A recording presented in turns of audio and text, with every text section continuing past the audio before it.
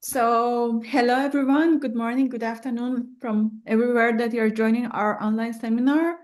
So, welcome, and we are very happy to have Joshua Sussan today from Crane University of New York and talking about the application of the Khovanov homology and application in quantum computing. Thank you so much for accepting to give a talk, and please. Okay, thank you for the invitation. And I hope that there's enough connections to quantum computing that, some people in the audience will be interested. I apologize if it's a little too far off topic. And of course, always just stop me with any questions. So this is a joint work in progress with Yuchi, Louis-Hadrien Robert, and Emmanuel Wagner. So I'm going to talk about applications of Khovanov homology, which is an important tool in low-dimensional topology. I'll explain what Khovanov homology is, and then I'll give some possible applications to quantum computing, and then our work in progress. Right. So the plan is I'm going to first talk about motivation, which is basically the categorification program, and then I'll talk about exactly what Khovanov homology is, and then after that will be the more specialized part, and of course, feel free to leave when it gets too weird at the end, about PDG theory and then PDG Khovanov homology. Okay, so I want to begin with motivation of this project and what I've been thinking about since my PhD, which is the categorification program. And so this was introduced by Louis Crane and my advisor Igor Frenkel in 1994. And roughly the goal of the categorification program is to construct a homology theory of three manifolds, which lists the 3D WRT Chern-Simons invariant. And so the WRT invariant is it's just a number, it's a complex number. And now one would like to upgrade that complex number to a homology theory, which I'll call Z tilde of M.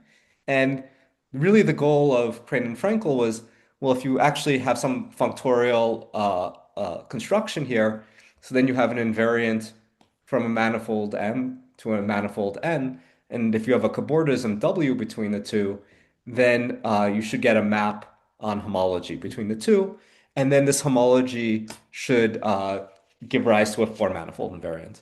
And so the original goal was to construct new powerful four-manifold invariants which could detect exotic structures in topology. And so maybe the way the program started to evolve and the suggestion by Crane and Frenkel was to try to lift categorically the representation theory of quantum SL2 and, as I mentioned before, the associated WRT three-dimensional TQFT to produce a four-dimensional TQFT. And I think maybe one of the original ideas was that maybe this was a combinatorial way of recovering Donaldson theory and Donaldson invariants of four manifolds, but I don't think that turned out to be the case.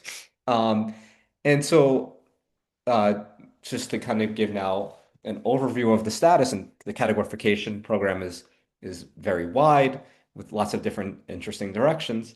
Um, but I'll start down here in the bottom left corner, which is very classical. So this is the color-Jones polynomial. So the Jones polynomial is defined by Jones, and then generalized by Reshetikhin and Turayev. And of course, physically, it had an interpretation by Witten. And this Jones or color-Jones polynomial could be upgraded to a three-manifold invariant, the WRT invariant, Witten, Reshetikhin, and Turayev. And so this comes from some quantum field theory, physically, mathematically, due to Reshetikhin and Turayev, you consider the construction of the color-Jones polynomial. These are polynomials in a generic value of Q, in a generic parameter Q. But now you specialize Q to be a root of unity, and I'm going to take Q to be a prime root of unity for reasons I'll discuss later, but that's not essential in this general construction. And so you sum up overall color-Jones polynomials. I should say you understand your three manifold by surgery on some link L, and then you sum up over all color-Jones polynomials of your link, and you somehow construct a three-manifold invariant, which then gets extended to a TQFT, three-dimensional TQFT. So all of this work in quantum topology is starting from the 80s, and these constructions are in the early 90s, but of course, there's still very interesting open questions just in quantum topology. But as I mentioned in the 90s, Crane and Frenkel wanted to go in a different direction. They wanted to do categorification. And the first really powerful example of categorification was Khovanov homology, and which I'll explain in a moment. And so Khovanov homology, it's a homology theory of links, which categorifies the Jones polynomial, and some versions which categorify the color Jones polynomial. And so this is kind of on the same level. Well, this is a categorification of this. And in order to produce a three-manifold invariant, what one needs to start to consider is what does this root of unity mean categorically? And as I'll explain maybe later on in the talk, Khovanov had an idea of what this setting Q to be a root of unity means. And this is so-called PDG theory, which again, I'll explain. It's a little weird. And what we do is we construct a PDG structure on Khovanov homology. And then the remaining question is, how do you sum these PDG Khovanov homologies to construct this homological three-manifold invariant? And this is still a wide open question. But we make some partial progress, and this is kind of where we are. Okay, and so that's a general overview. Again, stop me if you have any questions. Okay. So I'm gonna talk about Khovanov homology, but again, just to set things up for Khovanov homology, I want to just go back to the Jones polynomial, which is very classical, and probably many of you know what this is, but maybe just to give motivation. So the Jones polynomial of an oriented frame link L could be defined as follows. So the Jones polynomial of the empty link I take to be 1. The Jones polynomial of L disjoint the empty link is, uh, I'm sorry, this is the unknot here. Let me fix that. Oop. Union the unknot is Q plus Q inverse times the Jones polynomial of L. And finally, you have this skein relation that you could resolve these crossings by straightening them out by either straights or cup caps. And then the point is, and I'll show in this example, is that if you have a complicated link, you do all sorts of resolutions, you keep track of these Q's popping up, and you get in the end a polynomial, which is invariant under Reiter-Meister moves. And so here's the hop link, and we have two resolutions, or sorry, we have two crossings. And so we'll have at the end 4 types of resolutions. So you see in this green top crossing, we could resolve it in 2 ways, either picking up a coefficient of 1 or minus Q, and then that reduces the number of crossings. Then we have this red crossing. Again, I could resolve each one of them by 1 or minus Q. So you have 4 paths along this tree. And then you know in this bottom level that each unknot is Q plus Q inverse. And so keeping track of all the red and green arrows, you pick up this this blue polynomial, which simplifies to this. So this is the Jones polynomial of the hop link. I don't know if I'll have much time to talk about categorification of color Jones polynomials, and I'll just say very briefly that the color Jones polynomial, it's described using this and some sort of cabling procedure. Okay? And I should say maybe more conceptually that color Jones really means you're coloring your link components with representations of UQSL2, irreducible representations of UQSL2. Okay, so that's the Jones polynomial. And again, the big breakthrough in categorification and turned out to be some very nice results in low-dimensional topology was Misha Khovanov's. Josh, Yeah, sorry. sorry, just a short question. If you decorate your links by irreducible representations, then the skein relations become much more complicated because you have to run over all projectors, right? Correct. That's right. That's right. Okay. Yeah. Great. Thanks. You're welcome.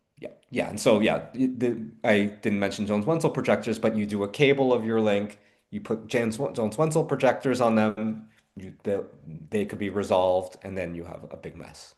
Yeah.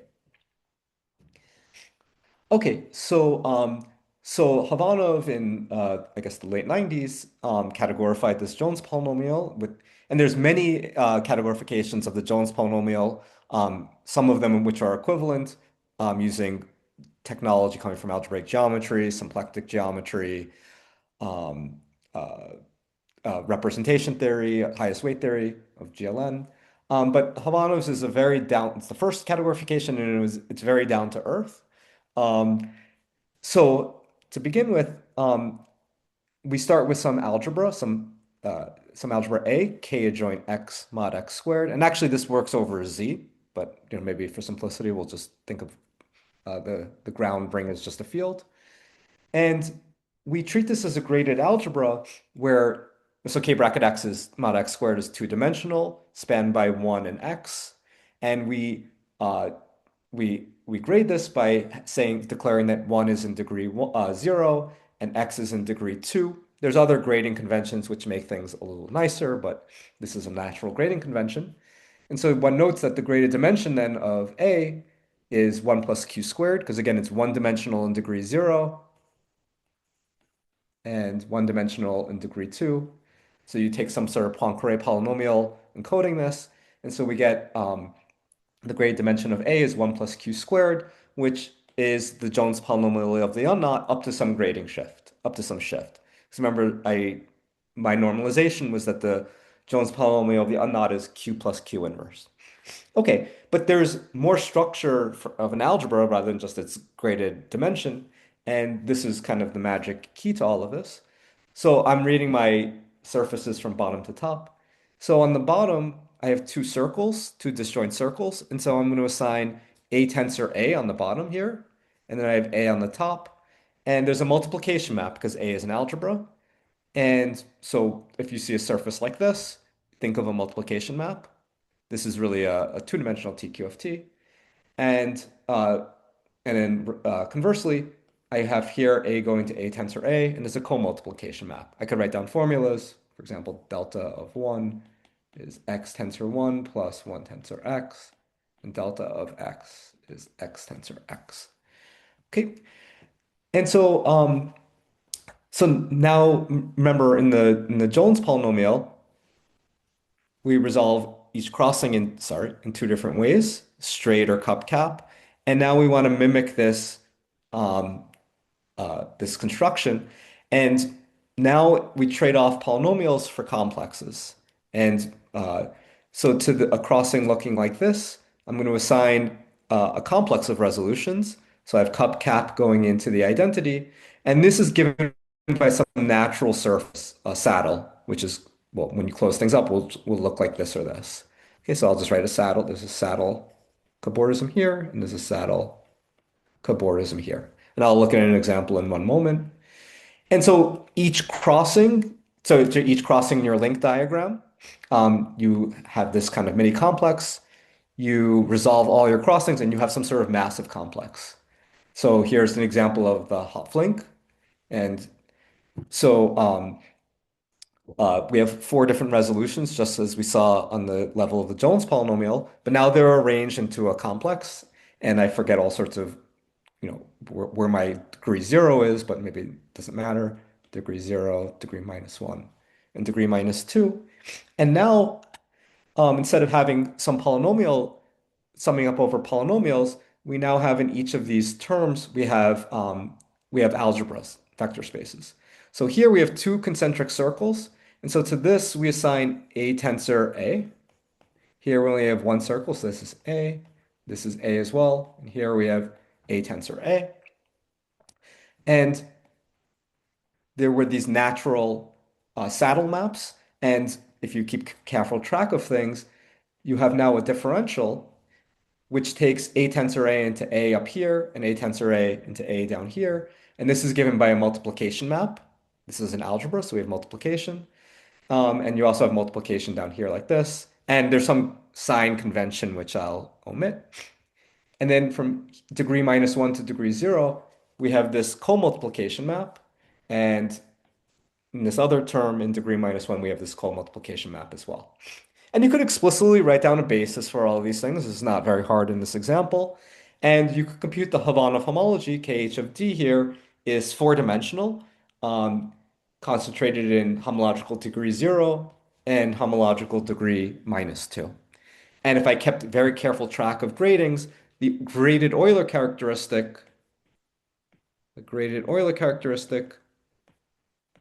of this Hopf-link would exactly be the Jones polynomial of this Hopf-link. Okay, I guess I'll state this theorem of Khovanov, but this was I think, hopefully a good example to see. So, right, so Khovanov's main theorem is that if you take a link L and you take two planar projections, then you could form this big complex of basically circles, which then get sent to tensor products of this fundamental algebra A. And the theorem is that this is invariant under the Reitermeister moves. So the Khovanov homology of a link diagram D1 is isomorphic to D2, Khovanov homology of D2. Again, if they're the same if they're planar projections of the same link. And it is a categorification in the sense that I've lifted, or Khovanov has lifted the Jones polynomial to a homology theory, and you get back the Jones polynomial by just taking an Euler characteristic. And this is a more modern version of how Euler characteristics of manifolds was lifted to homologies. You take Euler characteristic to recover Euler characteristics. Okay. One question. Is Yeah. there any other example than Jones polynomial that you can have this type of relation that is with Euler characteristic? Yeah, so this was extended by Khovanov and Rosansky so the Jones polynomial is really a UQSL2 theory, and there's for any finite dimensional semi-simple Lie algebra, there's a link invariant. And so Khovanov and Rosansky, using the technology of matrix factorizations, extended this to categorify the UQSLN link invariant. For other types, I forget what is actually known. There's a work of Ben Webster, which is in some sense causal dual to this, which came later on, which sets up a more general machinery to categorify UQG invariants for G, I think finite dimensional, maybe simply lace, but I forget in what generality. Yeah. Other questions? Okay, so this turns out to be I mean, maybe it's not surprising. This is more powerful than just the Jones polynomial. Khovanov homology could distinguish knots that the Jones polynomial can't. So this is, some achievement for knot theory. But even more powerfully, and going back to the dream of Crane and Frenkel, is that it actually tells you something about higher dimensions. So, knots are inherently a one-dimensional thing, and this is actually gives rise to. So I should say that Khovanov homology is functorial with respect to link cobordisms. And I'm not a topologist, and it's very hard for me to draw link cobordisms, but we should think of a link L1 living in R3, and maybe another link L2 living in R3. And you could have a cobordism, it could be a very complicated cobordism between these two links living in R3 cross I. So this is some surface S living in R4. And it turns out that we get topological information now about surfaces, knotted surfaces in four-dimensional space. And so the statement is that Khovanov homology is functorial with respect to link cobordisms. And the history of this theorem is a bit complicated, and I can't remember all the history, but the first version of this theorem was due to Jacobson independently Khovanov, where they proved this only over F2. There was some sort of sign ambiguity, and there have been many approaches to resolving the sign ambiguity. So I listed, I think, everybody that was involved in resolving this issue. And so yeah, so this was so this is the first maybe nice higher dimensional application of Khovanov homology, or at least it sets up machinery to do higher dimensional topology. Another application is a quantum algorithm for Khovanov homology due to this group, and also it was also explained to me by Eric Samperton. And so I'll come back to some other potential applications of Khovanov homology to quantum error correction code, but there's been a lot of activity of Khovanov homology in low dimensional topology. So this is certainly not a complete list. So it turns out that Khovanov homology could detect the unknot. This was a theorem of Kronheimer and Rafka. This is a complicated proof. I mean, the statement is now nice because Khovanov homology is computable, but the proof goes through some spectral sequences to instanton floor homology. Um, there was a proof of the Milnor conjecture about four-ball genus of torus knots due to Rasmussen. So this was, I would say, maybe the first sign that Khovanov homology could be very useful in low-dimensional topology. This was also a theorem of Kronheimer and Rafka using gauge theory. So this Khovanov homology, which is defined combinatorially, somehow is now proving very hard results that were only accessible before by analysis. More recently, the Khovanov homology has been cooked up into a four-manifold invariant, which is called lasagna skein module. This construction is due to Morrison, Walker, and Vedrick. And very recently, Wren and Willis proved that this four-manifold invariant detects homeomorphic manifolds which are not smoothly diffeomorphic. And their first example, their first pair of examples was known by gauge theory, but as far as I understand, they now have more examples which are genuinely new examples of exotica in four dimensions. Predating this four manifolds, there's work of Lisa Piccarello, who showed that the Conway knot isn't slice, which was a big open problem in knot theory. There was detection of exotic surfaces in 4D. So this is due to work of Sundberg and Swan and Hayden and Sundberg. So one of their examples is they have there exist disks D1 and D2 bounded by some knot N46 that are relatively isotopic, which are isotopic relative to boundary, but not smoothly so. So this predated this lasagna these lasagna results, but this was a good sign that Khovanov homology is really capturing something very subtle about four manifold topology. Okay, so less well known, but maybe more related to people who are interested in quantum computing, is Khovanov homology gives rise to quantum error correcting codes. So this idea was due to Odu. As I don't know how many of you are familiar with quantum error correcting codes, but so-called CSS codes could be reformulated in terms of three-term chain complexes over F2. And the Tor code is, such an example. And Odu's idea was, well, why not look at homology coming from links to provide possibly good quantum error correcting codes. And I'm definitely not an expert in quantum error correcting codes, but so he considered a few examples. So don't worry about this dot on this link. He was looking at reduced homology, but I don't think that really matters. And so in this first example here, he has this unlink. So it's very boring for topology. It's just an unlink. But it turns out that it gives a fairly good code. So it roughly encodes 6 to the L physical qubits, 2 to the L logical qubits, and the distance is, I mean, it's not as large as state-of-the-art codes, but it's 2 to the L, so not quite the square root of the number of physical qubits, but I think a pretty good code for such a simple link. Even simpler, he considered this unknot. This only encodes 1 qubit, kind of like the toric code, because the homology of this is just the homology of the unknot, which is, well, either two-dimensional or one-dimensional, depending upon your conventions. But again, you get something which is, again, the distance is not quite square root in the number of physical qubits, but not too bad. And a better code was coming from 2L torus links. This is harder to compute the homology. A Hopf-link is an example of a 2 torus link.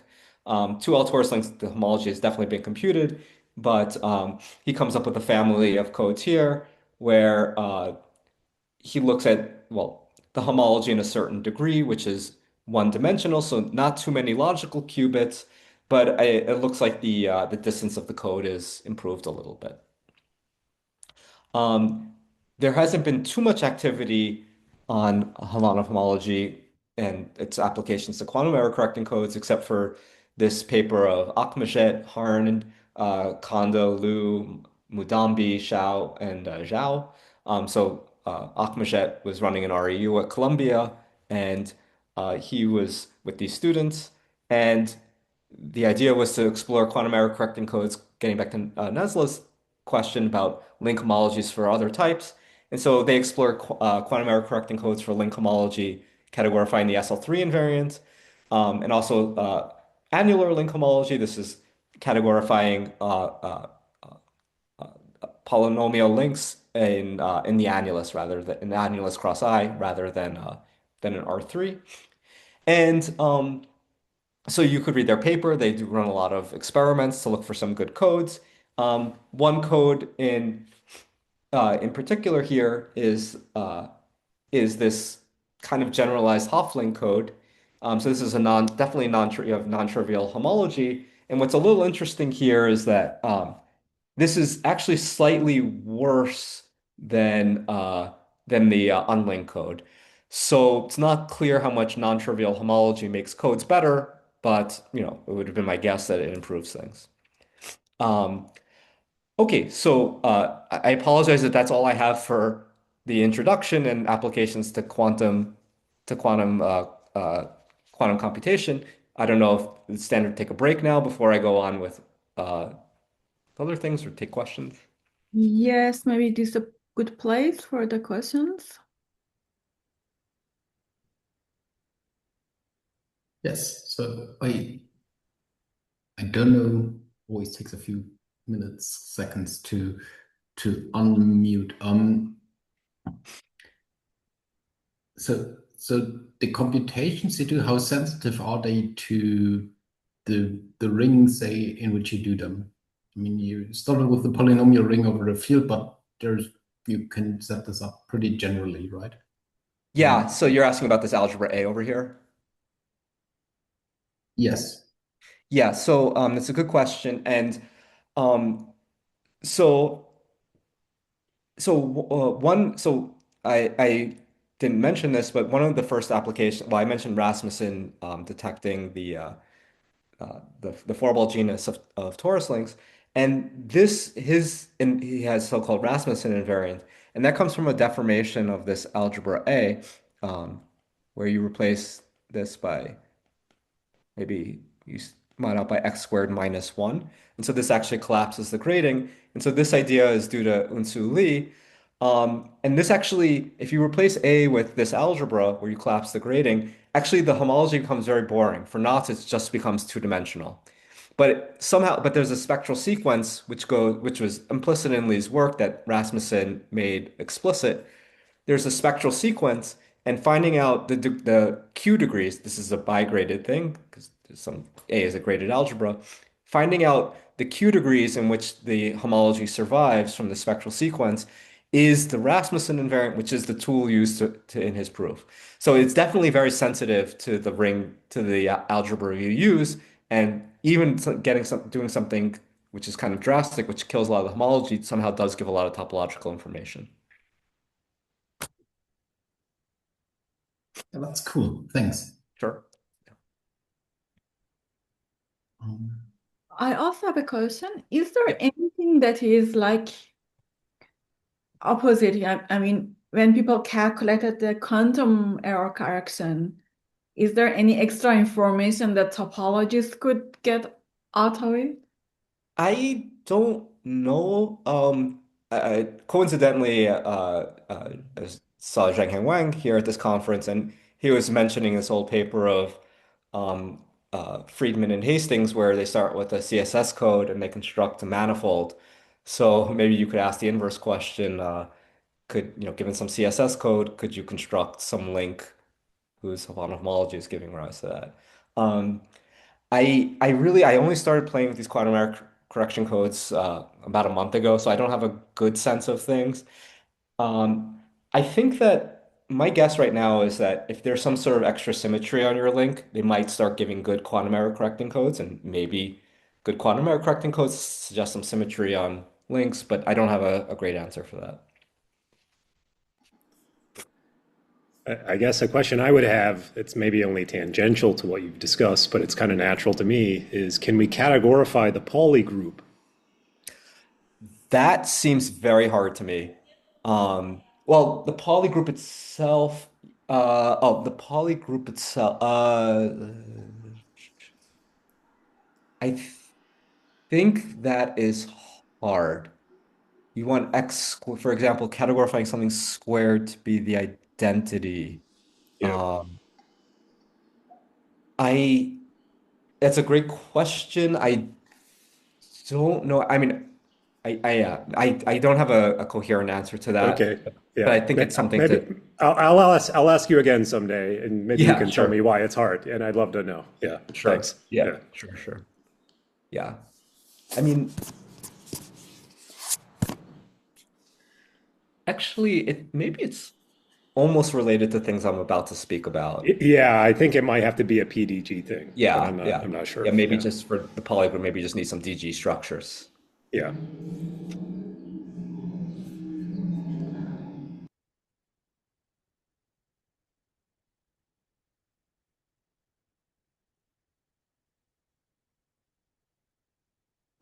Oh, okay, I guess if there's no more questions, doesn't look like it, we could continue with the research part of the talk.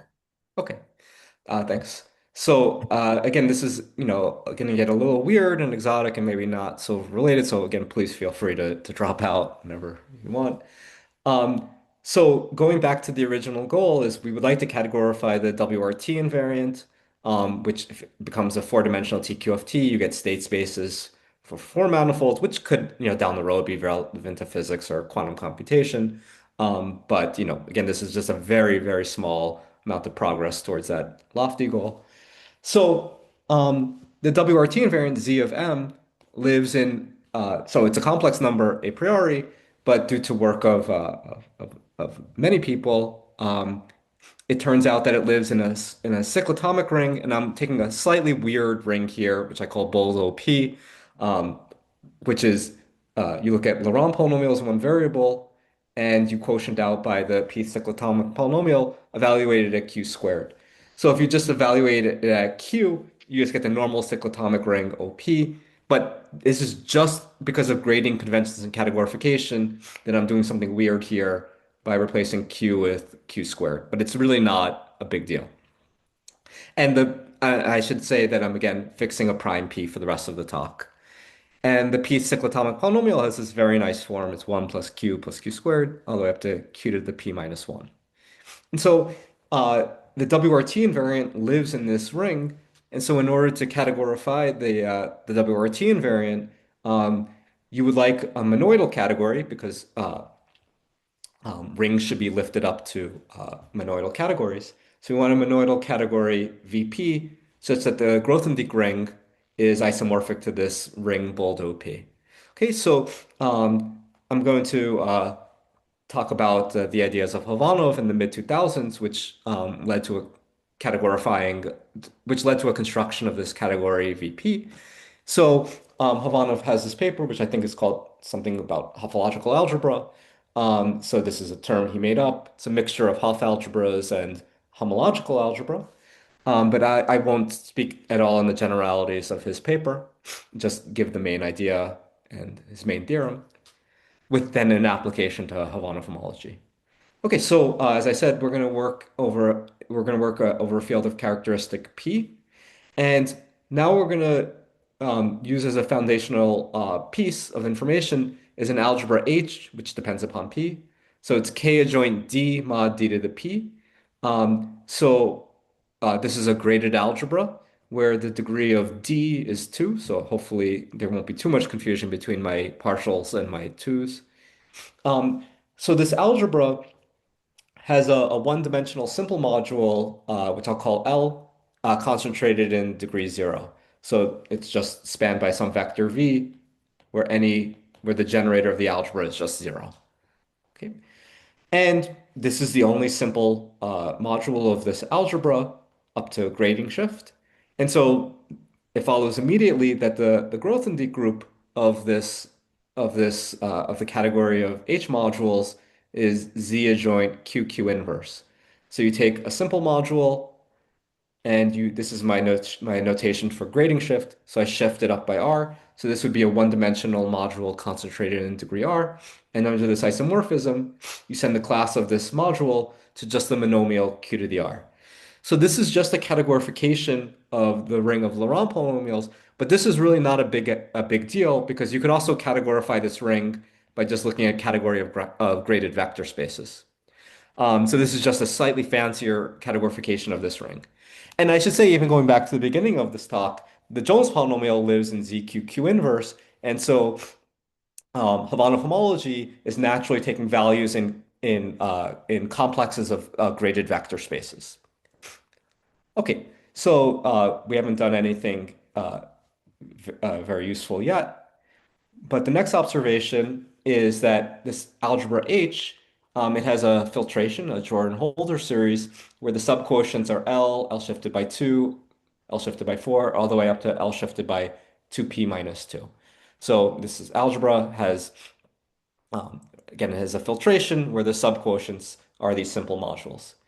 And that implies that the algebra, H is a module over itself, and its class in the Grothendieck group is, well, L under the isomorphism gets sent to 1, L shifted by 2 gets shifted to Q squared, L shifted by 2p minus 2 gets shifted to Q to the 2p minus 2. And so in the Grothendieck group, the class of H as a module over itself is this polynomial, which from above is just the p cyclotomic polynomial evaluated at Q squared. And this is precisely the relation that you want to kill. And so what one wants is a category where this object is actually isomorphic to 0, because I would like this relation to be 0 in the Grothendieck group. So of course, H is not isomorphic in this normal category over here, and you have to do something a little bit more exotic. And this led Khovanov to consider the stable category, which is a category that people in modular representation theory and other areas of math have definitely considered before. So what is this stable category? So I'm going to denote it by H Gmod underline. So every time you see an underline, this is the stable category. So it's defined as follows. So it has the same objects as the category of H modules, but we tamper with the Hom spaces. So the Hom between two objects M and N in the stable category is Hom in the normal category, but then we quotient out by a certain subspace. And what is this subspace IMN? So it's the span of all maps from M to N, which factor through a projective module. Now, H is a projective module. It's the unique and decomposable projective module up to grade shift. And so we kill or we quotient out by the identity map from H to itself. And so if you're quotient out by the identity map of an object, that then forces the object to be isomorphic in the category. So the object H is actually isomorphic to 0 in this stable category. And so you have this theorem of Khovanov, which says that now the Grothendieck ring of this stable category is isomorphic to the cyclotomic ring. So in my view, this is a nice target for potential WRT and categorify WRT invariant. It should live here. Okay, question? Yeah. Can I quickly ask a question? Yes. When you set up your algebra, just as an algebra, right, this is isomorphic to the group ring of a cyclic group. Yes. Because you're working characteristically. So the stuff you now did with stable modules, I mean, there's lots of this stuff in, say, group theory, finite groups, right? This is the same story, right? I mean, the stable category, yeah.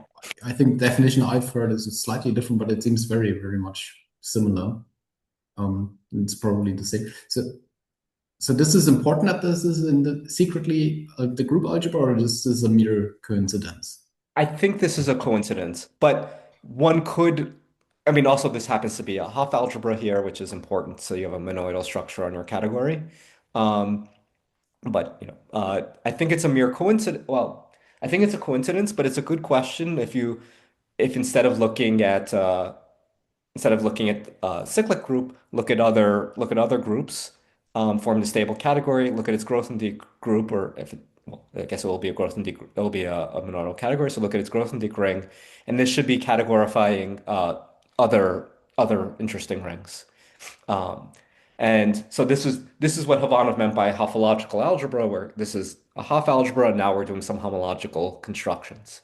And this particular example was useful for him, but I think he recognizes that that this could give other applications and potentially, to go back to Eric's question, how do you categorify other things? Like, I mean, he was asking about the polygroup and ax, y, z, and you have some relations, and of course, one of the relations is that x squared is the identity, and so if you want to categorify x squared minus 1, so this is really x squared minus 1. And so you would want to kind of cook up something similar. So maybe looking at other groups could answer Eric's question. Yeah. But yeah, I mean, Khovanov was very well aware of this literature in the stable category, which is, I think how he came up with this paper. Okay. Other questions? Sure. Okay, so I'm going to talk about some more complicated homological constructions on top of this. You won't lose much for the rest of the talk if you don't absorb or don't pay attention to the next couple of minutes, but I will go through this. So CH will denote by the homotopy category of H modules. This is not such an unusual category. So we look at complexes of H modules up to homotopy, and then DH is the associated derived category. Okay, so that also is not too abnormal. P of H is the perfect subcategory. So this is subcategory of complexes quasi-isomorphic to a bounded complex of projectives. Okay, and then a standard thing that might be done in algebraic geometry is to quotient your derived category by your perfect derived category to obtain the so-called singular derived category. Again, I mean, I'm going to need these statements formally, but we could just treat these as a black box. The reason why I bring up these categories is that there's a theorem of Rickart, which says that this singular derived category is actually isomorphic to this stable category. So this is what I consider to be a useful reformulation of this stable category. Okay, just a few more minutes of this toolkit before we'll see things in an example. So we have this normal homotopy category of H modules. Here we have the normal homotopy category of vector spaces. And there's a forgetful functor where you just forget the H module structure. And this category inside is something that we call the relative homotopy category. And it's defined to be a Verdier quotient of this homotopy category mod the kernel of this forgetful functor. And the only reason why I need to introduce this kind of more complicated category is that it'll turn out that invariants live, unfortunately, here and not in this more natural category. But this will be sufficient for our purposes. Okay, and this will be it for this part of the talk before we see the examples. So there's to summarize everything that I just said. So we have this normal homotopy category going into the derived category, going into this singular category, and then by Rickard's equivalence, Rickard's functor, Rickard's theorem, it's equivalent to this stable category, which hopefully we've motivated is the important target category for us. And it turns out that we then have this this relative homotopy category in here, and the functor from the homotopy category to the relative homotopy category the functor from the homotopy category to the derived category factors through this relative homotopy category. So I can look at this composition of functors here, which I'll just denote by this green arrow, which is the slash. So this is something we call the slash functor. So it goes from this weird relative homotopy category to the stable category. Okay, so sorry, this was very fast, and some of these objects are hard to digest, but most of our work will be in this relative homotopy category. Okay, so I mean, of course, I'm happy to answer questions about this, but maybe when we get into the context of applying this to an example, maybe it will be less confusing. Okay, so I want to talk about now PDG Khovanov homology and what this means, motivated by, well, maybe I didn't even say this earlier, but we should think of modules over H as something called PDG modules. Because if you just have P equals 2, and just look at K adjoint D mod D squared, and if you have an action of this, you have DG modules. And so these are natural generalizations called what Khovanov calls PDG modules. Okay, but anyway, I think we agree that this is this is an important player in our invariance. Okay, so what I want to now do is I want to endow Khovanov homology with a PDG structure. I want them to naturally be these H modules. Okay, and so for many years I avoided trying to look for PDG structures directly on Khovanov homology because I didn't think they could support non-trivial PDG theory, but it turns out that I think it does. And so I want to explain how we get there. And again, this is another toolkit in low-dimensional topology of foams. So I'm going to reformulate Khovanov homology in this way, which more naturally, to me at least, has a PDG structure. Okay, so what is a foam? So foam in R3 is a collection of facets. So this is a facet is a compact oriented surface, and these surfaces are glued along their boundaries. So I have two examples of, well, here I have I have three disks or planes glued along a common edge. So these are surfaces with some singularities, but the singularities can't get too bad.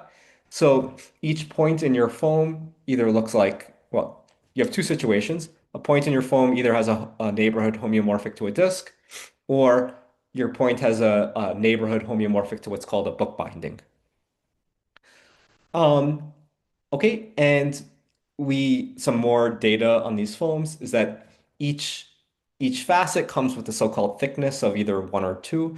If I was trying to do SLN homology, they would come with thicknesses 1 through n. And I didn't draw any orientations because it would just be too confusing during a talk for me. But you want some sort of flow condition on these labelings. So here, so I think of a facet with thickness 1 as a thin facet, and a facet of thickness 2 is something thicker. And so you always want two thin facets merging into a thick facet. Okay, and how they merge, well, I have to be careful about orientations. Okay, another piece of data. Facets labeled by 1 could carry dots. Okay, so it's just another piece of data.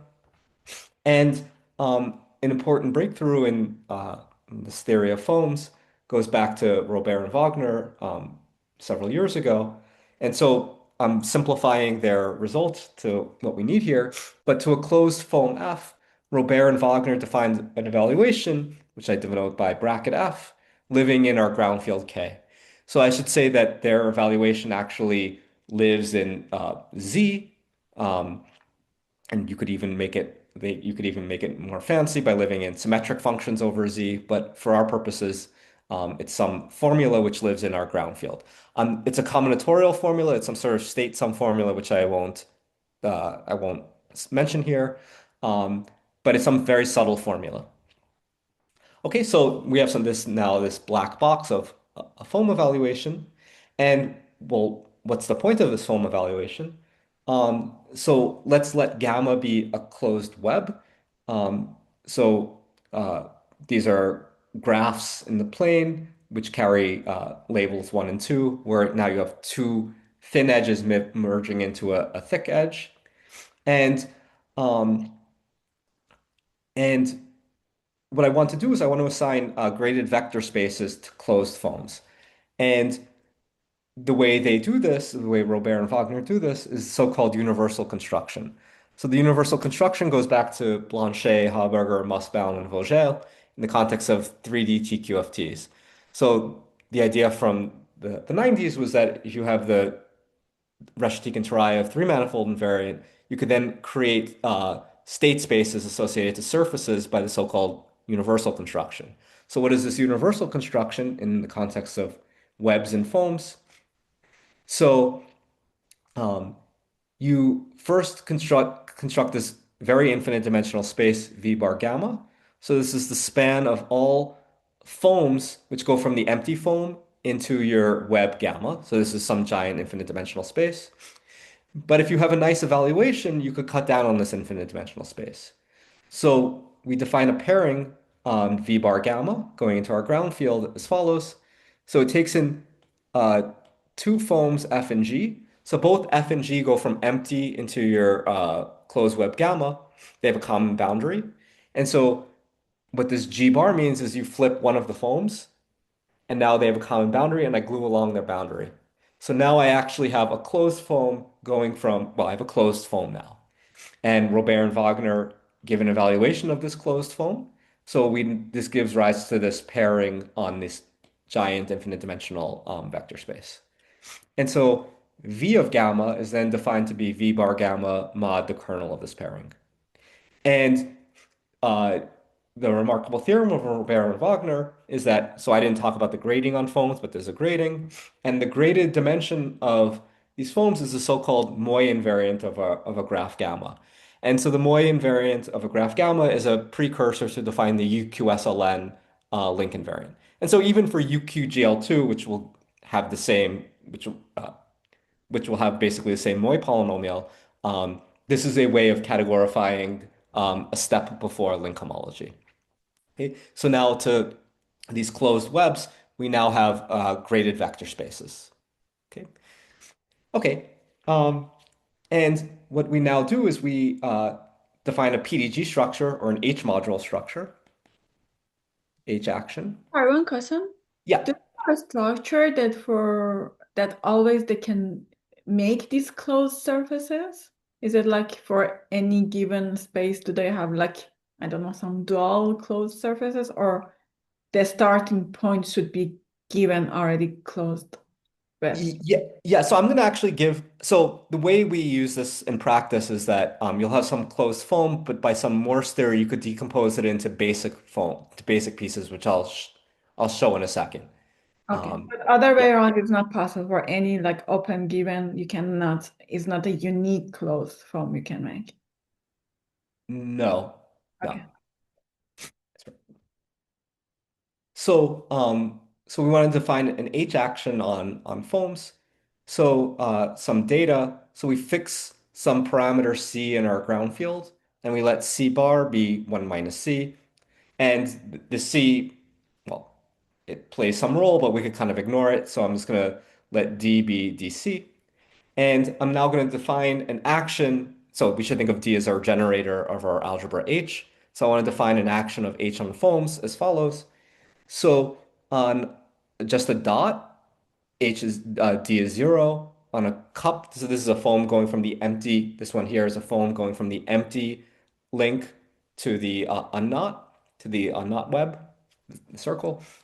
D on this is 0, D on a cap is 0, and D on a saddle is also 0. So for a long time, that worried me that there's no good PDG structure. But on the so-called singular saddles or zips and unzips, we have a non-trivial action.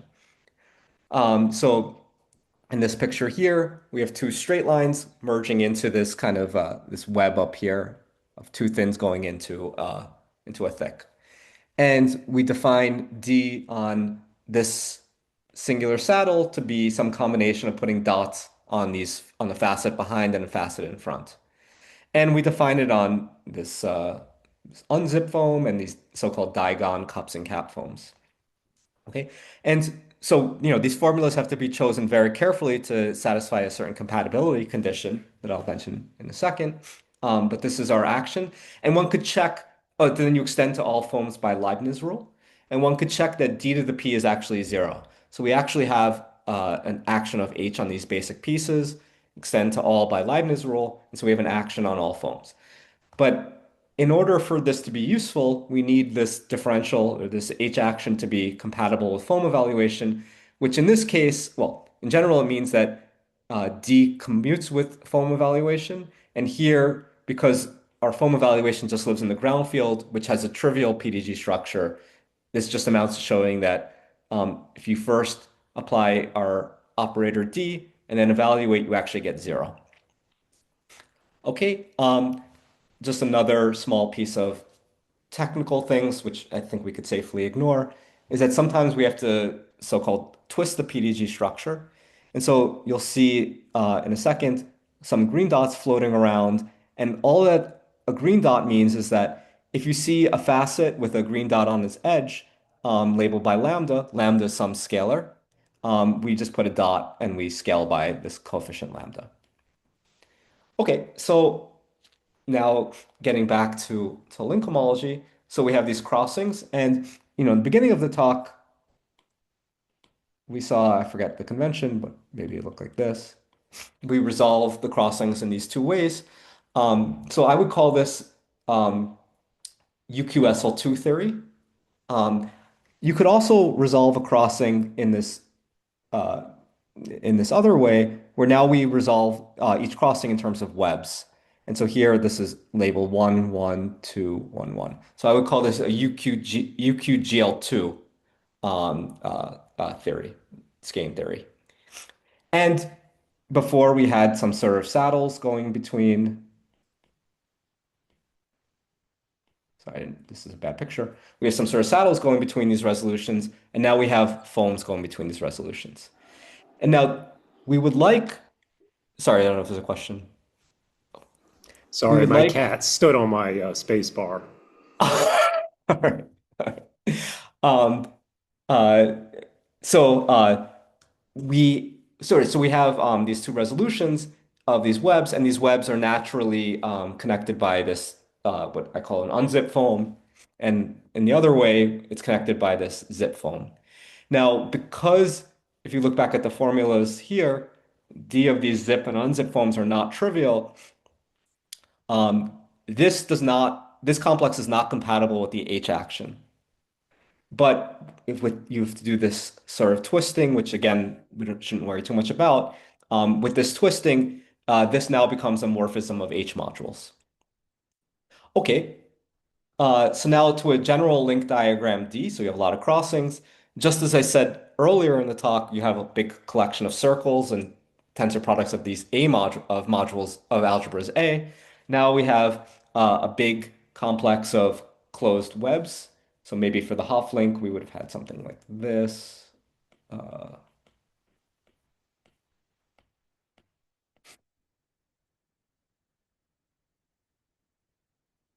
So we have now a complex of webs where now there's foams going in between them. And then we apply this functor V to get in the land of vector spaces. But actually now, by what I said above, when you apply this algebraic functor V, you get a sequence of PDG modules, or a complex, maybe it's better to say a complex of H modules. Oh yeah. And so for my link diagram D, I let CKH of D to remind us that we have an H action. This is now a complex of H modules. And so now our theorem is that if you take two planar projections of your link, the complexes, they're not isomorphic in the normal homotopic category, they're isomorphic in the relative homotopic category. Then if you apply this slash functor, which I mentioned before, you have an isomorphism in the stable category of H modules, which is, really our preferred target. Okay, so this gives a link invariant with values in this stable category, and the Euler characteristic of this is the Jones polynomial evaluated at a p-th root of unity by construction. Another fact which comes for free basically is that this construction is functorial under link cobordisms, which is good. And here I have a couple of examples. So first, the unknot.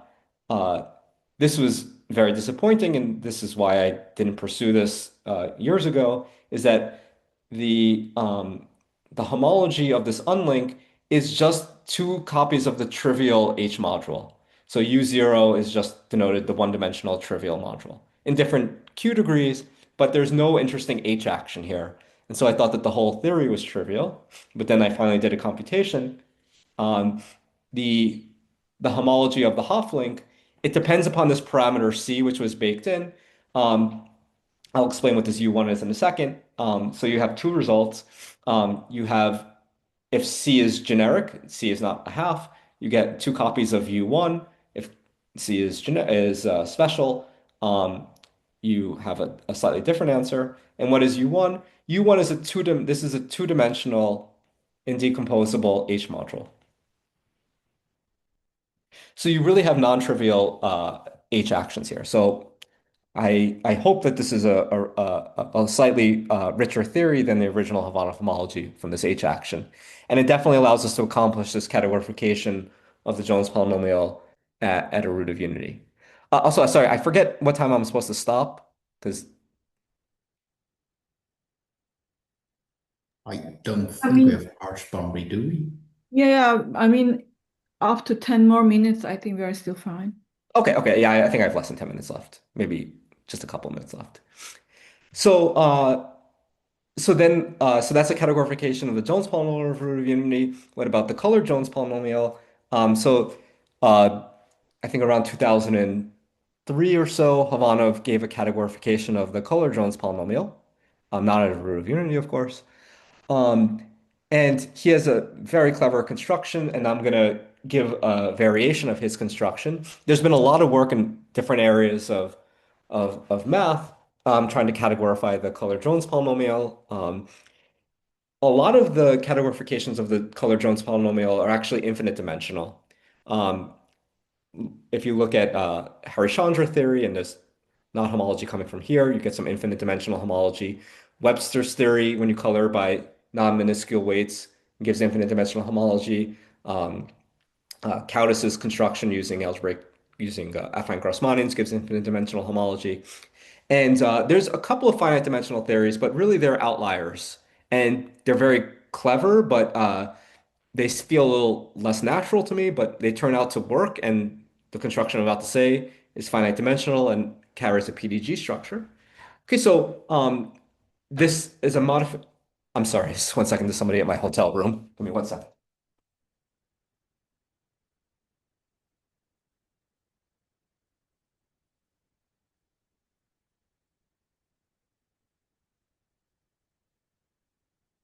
Sorry about that. Okay, so right, so we want to color our knots by irreducible representations of UQSL2 or just SL2. So I'm going to let Vn be the n+1 dimensional representation. So V1 is the normal two-dimensional representation that we've already categorified. Um, okay, so first I want to take my link K. I'm going to write K superscript n to be the cabling of it. So if K is uh, just the unknot, then K superscript 2, you just kind of cable. The cabling can be done using some framing. And it turns out that on this chain complex, this is again the cable, this could be a very complicated knot when you cable it, there's an action of the temporally Lieb algebra, TLN, on it. This comes from the functoriality of Khovanov homology and work of Grigsby, Licata, and Verley. Okay, so on the Khovanov homology of an N cable of your link, you have an action of the temporally Lieb algebra. Inside of the temporally Lieb algebra is the Jones-Wenzel idempotent. And what we do is we let, I don't think I wrote down this definition, unfortunately, but we now let C KHD of, let's say, Kn to be the image of this Jones-Wenzel idempotent on the chain complex of the N cable. Okay, so it's like it's analogous to how you define the Jones polynomial, but now this is coming, but now we have a temporally Lieb action on vector spaces, and I'm now taking this subspace. Okay, and so our theorem is that we have a link L colored by representations Ni less than P, and we have two planar projections, then we have the same sort of theorems as before. The complexes and the relative homotopy categories are the same. When you take the slash functor, this is again living in the stable category. We get a link invariant. And the Euler characteristic of this categorifies the color Jones polynomial at a prime root of unity. And this is also functorial. And I think I just close with this one example. These are very hard to compute, and I basically can't do anything other than this. This is the one-framed unknot, which is important when you want to define the WRT invariant, colored by the three-dimensional representation. And basically, this is just a reformulation of what you saw above from the Half-link. There's some truncations. This turns out to be three-dimensional instead of four-dimensional when you take the invariance, but you get non-trivial PDG structure here as well. Okay, so sorry if the end of the talk was a little weird and abstract, but thanks again for the invitation. So thank you so much for the talk. So are there any questions? Thanks. Maybe I can start with some confusion. And so then in this example, your last example, then you have a trivial form. Is it correct? In this example here? I think I'm a bit confused now, the relation of now the example that you have Yeah, with. maybe I should say something. Maybe I could clarify what the homology of the unknot is in a slightly better way. So this is the homology of the unknot, and by this foam construction, this is supposed to be spanned by foams going from the empty link or the empty foam, the empty web, sorry, the empty web into this very simple web here. And so this is actually spanned by two foams. This is the cup. You see, it goes from empty to circle. And this with the dot, we have this weird data of a dot. You can't have two dots because when you mod out by the kernel of the pairing, this gets actually killed. And so this is analogous to in Khovanov's algebra A, which is what you would associate to the unknot, the variables 1 and x from much earlier in the talk.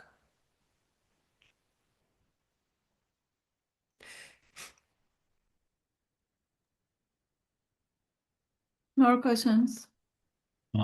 Yeah, so actually tons of questions, I guess. So the first thing, you switched from SO2 to GO2? Yeah, I didn't quite get what is the motivation for the switch, or what goes wrong in the SO2 case? right. So what goes wrong in the SL2 construction, which is still weird, and this is all still kind of new, so maybe I'm not thinking about things correctly. So we have this action on foams. I should say this action on foams comes from a larger action of partial Witt algebra on foams in more general context for GLN foams. Um, so this is a very special case of an earlier paper we have. But you see, the action on cups, on these cup foams, cap foams, and on these saddles are zero. And so in Khovanov's original complex, I'll try to draw this a little nicer. Right, so this is what a resolution is. Mm. And I mean, I didn't write this originally, but really you should think of this saddle. Yeah, And I the see it. point, yeah, and the point is that because there's a trivial action on the saddle, so there's a trivial action, and then when you resolve, you just get these cups and caps. So you just have a trivial action on the whole thing. And so Yes. probably you can reformulate it in many ways of not doing these GL2 webs, but sticking in the SL2 world. But this is a much more natural way of seeing the PDG action. And I should say, like, this idea of using GL2 webs, it goes back to Blanchet's proof of functoriality for Khovanov homology. So it's had a lot of use, way before all of this. Yeah. This was my confusion, whether this is about getting functoriality more easily, or what the motivation is. But yeah, sure. I didn't look at the pictures carefully enough. Yeah, yeah. And another question I had is with your choice of your algebra, right? Polynomial ring divided by u to the power p. Yeah. For me, this is also related to what you now have in tensor categories, right? The Berlinde categories, where you could look at the modules Yeah. and you take the simplification of this stuff. And so I was wondering, I mean, it's not a precise question, but these indecomposables, right? They would split into the simples in the Berlinde category. whether you Yeah. can use something like this and whether this would make computations easier, because it's not super hard here, but you're basically dealing with Jordan blocks now all the time. Yeah. I think I don't want to semi-simplify the theory too much. I think that well, I can't give a precise answer to you, but there's this, this general theory, and I think a precise theorem of David Reuter that semi-simple TQFTs can't give you interesting four-manifold invariants. And so this is just a philosophy, is that I think it's better not to semi-simplify. So maybe I just, instead of looking at the Verlinde, um, instead of looking at the quotient, I think it's better to keep it like this, but I could be wrong. And still in the Verlinde context, if I remember correctly, there are some papers which link the Verlinde categories to characteristic zero phenomena, braided categories in characteristic zeros with some root of unity specified somewhere. Can't spell out the details, but it's on Yeah, I think if you look Benson, Ettinghoff, Ostrich paper. I hope I'm not mixing up the authors. Yeah, no, I think I can't make a precise, I know roughly what you're speaking of, but yeah, I can't make up exact connection. I'm just wondering whether you can pass to different kinds of ages, which, well, okay, Yeah. upon killing enough information, give you the same thing, sure, but then I'm You're still basically trying to asking, grab why you want to choose characteristic P in the beginning. the main reason why we're choosing characteristic P, and it's not ideal, is that I want this to be a half algebra. And this is not I mean, uh, this is just not a half algebra unless you work over a finite characteristic. Yes.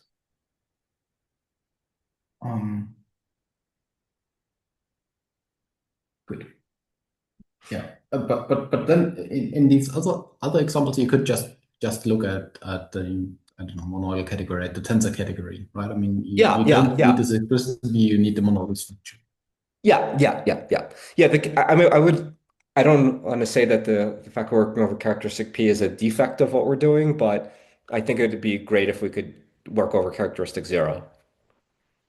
And in fact, I think there was some progress maybe of Yuchi and Robert Lagwitz of trying to lift some of these things to characteristic zero half algebras, but I think there's much less studied.